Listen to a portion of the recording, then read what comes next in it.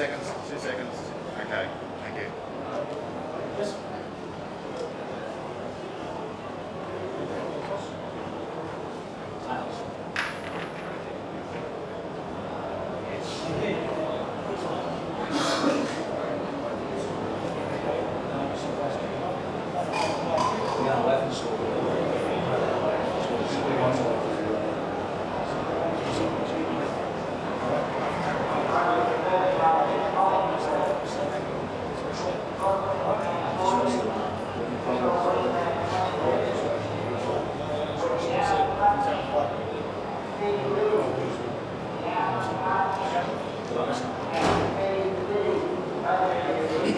Lang Park, before it became a football ground, was one of Brisbane's earliest cemeteries. These days, particularly since the advent of State of Origin football, it's a much livelier place. Nevertheless, for Queenslanders, this is Boot Hill for the New South Wales Blues.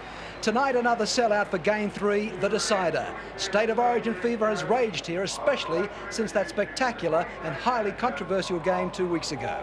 Tonight at Lang Park, the scene is set for the contest of contests. It will have everything. Good evening. It's going to be a wonderful night at Lang Park, and I'd like to welcome once again Peter Sterling. It is magic out there, isn't it? It certainly is, Ken. The script couldn't have been written any better. You would not fit another person into this ground tonight. Two great teams, one game to decide the supremacy between two pretty proud sides, and the scene is set. There's not one person here, I would imagine, who will be barracking for a blue. If they are, they're very game. Well, they'd be very game, and they won't be too vocal to start with, but we see a sea of maroon out here tonight, and plenty of Queensland support out here. Again, we ask ourselves, is the Lang Park support going to play a role in the game? A lot of people seem to think so. It will be interesting to see if that's the case. And I guess we ask ourselves, is this Wally Lewis's last State of Origin? Well, you never quite know with Wally, do you, Ken? It may well be. He's had a great run at the top, and of course this year's been punctuated with injuries. It'll take a lot for him to get himself up to be in representative form next year, and it may well be the last. We should savour the moment. We should. OK, last month when the 91 State of Origin series kicked off, New South Wales were hot favourites for Game 1, boasting a squad of 17 internationals. Queensland had 7, and by Wally Lewis's own admission, the most inexperienced side the Maroons had ever fielded. But after 80 minutes, the new kids on the block had been well and truly blooded. Yes, Peter Sterling, of course, that is the $64 question. What will the margin be? Who's going to win? Well, I think that the conditions tonight will favour Queensland. I thought that the wet weather didn't exactly suit their style of football. They love to throw the ball around. Doesn't need to necessarily be something on, but they seem to find a bloke in a hole. Great ball moving ability, and I just think in these kind of conditions it will suit the home side, and I think Queensland will win the match. I'm sorry. Yeah, of course we've got to remember that while Sydney's been drenched, up here just perfect weather. The track is absolutely dry. A lovely night for football, and of course New South Wales did come up early, and that was a good move. Of course the conditions back in Sydney were quagmire, no training facilities available, so it was very important that the Blues came up here acclimatised, and you know, they've got to get used to playing fast open football now. Yeah, and they got themselves a bit of a suntan. There's been plenty of speculation about what we can expect from tonight's game. Well, let's not speculate anymore. Straight from the men who know what to expect. You can't beat Blocker Roach. At least he's honest. I mean, you think that's what's going to happen? Bit of fireworks out there tonight, or just tough, hard football? Well, we hope tough, hard football. We'd like to see another 60 minutes like the first 20 we saw in the last game. Interesting to see all the guys talk about how physical it's going to be. But really, the team that plays better in the head, that can play a little bit smarter up top, is going to win tonight and win the series. OK, injuries and suspension has given the New South Wales side a new look, but just the same, on paper it still boasts plenty of firepower. And we're in the New South Wales dressing room. The nerves are churning away. Yes, and the fireworks going off in the background, the guys will be able to hear that. We see them getting ready, stripped down. Of course, one of the major talking points has been the changes in the side, and I'm sure it must be a great moment for the likes of Craig Salvatore, David Fairley, even though they are starting on the bench to be in that dressing shed with their teammates and getting ready to what's going to be the biggest game of their lives.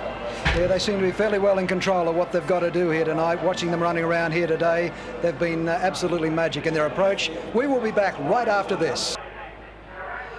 Welcome back, and here we are in the Queensland dressing room, and of course these guys are going to be just as nervous as the New South Wales players. Yes, very much so, and I'm sure that the last 5 minutes of that second game is going through their minds. They realise that they did have an opportunity to wrap up the series. You see the sign up on the wall there as you walked in, "We love it up here." Why wouldn't they love it up here? They've had plenty of success, and they'll be hell-bent on making sure that they don't make a mistake this time. Big night for Graham Lowe, of course. It is, and it's a great night for rugby league in general. The fact that Graham Lowe is back on deck, to me, that's the first highlight of the night, is that he's out of the hospital bed, he's up here supporting his players, and I'm sure that will have buoyed the side as well. Yeah, well, they're a team that have stuck very, very closely together, and they have done over the years, and see no reason why they won't tonight. Feeling desperately unlucky in Game 2, the Queensland selectors had no reason to make drastic changes. In fact, there's only one new name, and he's on the reserves bench. Peter, I'm wondering how they're going to use Bob Lindner tonight.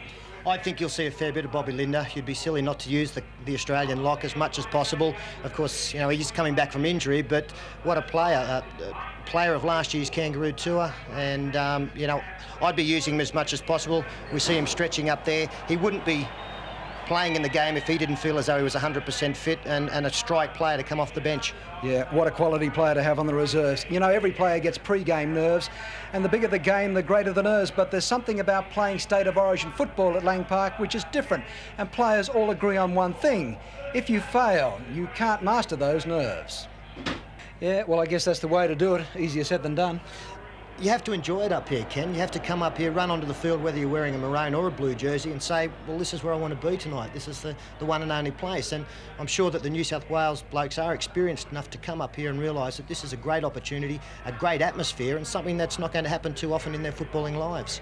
Yeah, well, I guess if you say anybody was going to have nerves, it would be New South Wales. It is intimidating. We've spoken about that before, but you just got to face up to it. You've got to put up with it. You can turn it around also. There's great satisfaction having a win up here in front of this crowd. So, you can get that togetherness feeling, the fact that it's 17 or 18 against everybody. And if you can go out with that kind of attitude, then I think that's, that can make you very successful. We'll have more from Lang Park right after this break. Welcome back to Lang Park for the decider. Game 3 of the State of Origin series. The pre-match celebrations taking place right now. And of course, Lang Park, named after a former Presbyterian minister, which was once a cemetery. It's a bad omen, I think, for New South Wales.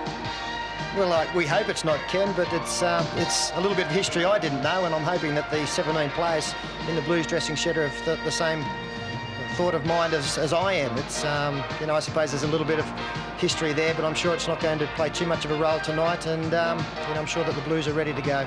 I've got to say that the crowd so far, and they've been filing in since about 3:30 this afternoon, absolutely tremendous behaviour, because it's a sellout. In fact, probably a little oversold, I would have thought, Peter. Yes, there seems to be plenty of people up against fences, which is always a little bit of a worry. We've seen problems in other sporting events and fixtures, but the Lang Park people know what they're doing. A well-behaved crowd, and it's a spectacle tonight. There are a lot of other people watching away from Lang Park, and I'm sure that the crowd realise that this is a chance to show what our game is all about. Yes, they are on show. To call the game, the only man with the vocal cords to tame the Lang Park mob, Darrel Eastlake, is on the sideline with Gary Belcher.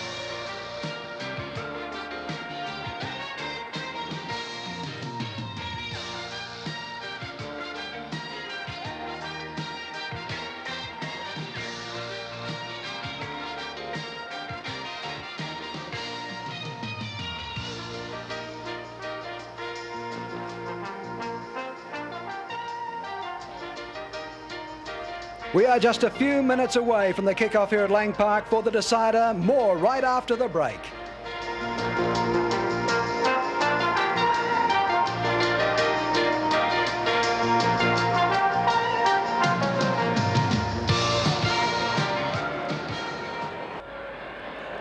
Live from Lang Park for the decider, Game 3 of the State of Origin series between New South Wales and Queensland. It will be a beauty. You know, Wally Lewis has played 30 State of Origin matches. Close behind him, he's called them all just about. Game 25. Here is Darrel Eastlake. Thank you, Kenny. Good evening to you. Good evening to everybody right around Australia, New Zealand, and of course over through the Great Britain area too. What a night we've set here. Ladies and gentlemen, let's hear it. Conditions. There's no doubt about that. We've had the kids from Queensland out in the blue and the maroon doing a fantastic display here. The crowd certainly pumped up. Everybody pumped up. The place is packed to the rafters. Lang Park at its very sparkling best tonight, and Ray Warren, this playing surface looks sensational. Certainly a big improvement on the lake-like Sydney Football Stadium that we left a fortnight ago. Record crowd for Lang Park during the State of Origin series was back in 1984, and 33,662 here on one of those occasions at Lang Park in 84, and I think they're giving it a real big nudge here tonight. No doubt about that, and of course we've got the much publicised pig pen that's been installed to, well, cut down the can throwing here. That's been a tradition of Lang Park, and that is a good move from the QRL. Won't get any argument from me on that one, as we see the men that'll be in control of this game. Second State of Origin coming up for Bill Harrigan. Bill Harrigan, of course, 30 years of age, a special weapons and operations police officer. As you say, his second game, and geez, calm about it, Ray. He's looking forward to it. Yeah, well, I've interviewed him a few times on radio, and there doesn't seem to be any nerves in the voice, and I don't see any nerves on the face. But I reckon the adrenaline will be pumping just as much for Bill Harrigan as the 34 players that are about to do battle in the decider. No doubt about that. Head-to-head, Queensland 19, New South Wales 13 at Lang Park.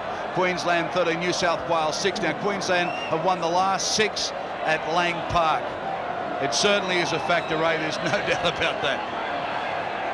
Well, since the series got underway as a series, it was back in 1982. There's only been a decider required on 3 occasions up to tonight. 1982 they were locked together, 83 likewise, 87 likewise. Yeah, the other interesting point out of that, only one team or one time as a team won the series after losing the first match, and that was Queensland in 87. So they certainly have a lot of things running in their favour if you look at stats. No question about that. Bill Harrigan, again, a facial shot of him emphasising that he looks cool, calm and collected. The crowd are starting to get themselves ready, get themselves steeled for what is going to be an emotion-packed night. It could be, as Ken Sutcliffe said, the last State of Origin appearance for King Wally here at Lang Park. So the referees making their way out now. Billy Harrigan, gee, the butterflies will be going, Peter Sterling, but he handled the first game so well. Yes, and he has the respect of the players. They know about his fitness level. They think that will have him up with the play, and he'll be there to make on-the-spot decisions as the Queenslanders come out. Out they come, Queensland now. Martin Bella coming through. Little Alfie Langer, he'll have a big impact on this game, no doubt about. Paul Hoff, he was magnificent in the first game and did nothing wrong. Lewis just strolling out, acknowledging the crowd, the Emperor of Lang Park, as they say, and this could be perhaps the last time we'll see Lewis in a Queensland jumper. There's some speculation that Wally Lewis may retire tonight if Queensland wrap up the series. Only speculation. Willie Kahn. Walters, so important in game 1 and 2. Man of the match, in fact, in game 2. Bella, such responsibility with the big man. Alfie Langer, after the Australian jumper. No doubt about that, wants a big one up. Steve Jackson, you can see walking around, pumping everybody up. This is a time for the players now just to really go through those final few seconds, Peter. Mal Meninga, the giant of a man, and out they come, the Blues. And what a big occasion for that man just walking out of shot, Brad Fittler. He's got the job of lining Wally Lewis. Benny Elias takes the Blues on to Lang Park, and 33,000 upwards give them a real Queensland reception. A forward pack that seems to boast, to my way of thinking, probably more balanced than the first 2 sides chosen by the selectors, Peter, given some unavailability through injuries and so forth. Yes, I think that's right. You've got the word, Ray. It is balanced. Ladies and gentlemen, it all comes down to this, the decider of 1991. Queensland and New South Wales and Elizabeth Papalia will sing our national anthem. Please, Elizabeth, welcome. Players out on the field now will pause very shortly for the national anthem. Gee, what an atmosphere, Peter. This place is just buzzing. Well, it's something that you never get used to, Darrell. You know, no matter how many times you've been here, it's still something that makes the hair stand up on the back of the necks. And, you know, important for guys like Michael O'Connor there to really lead the way and settle these players down. The one thing about Queensland, they don't just like this team, they love them. And the cabs in town, the buses in town, the street signs in town, they've all said Queensland to win. Here's the national anthem.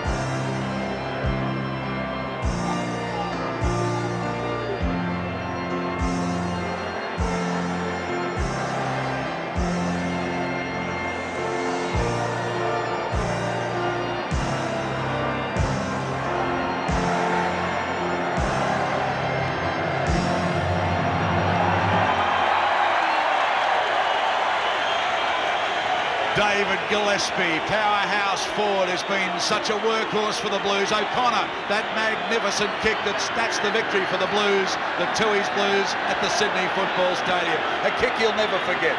No, and that's one that he'll put on video for his family. It was a great kick. Of course, we have a decider now because of that kick, and I'm sure Michael O'Connor will be looking to play as well in general play as he was able to do with that kick that tied things up. New South Wales to commence proceedings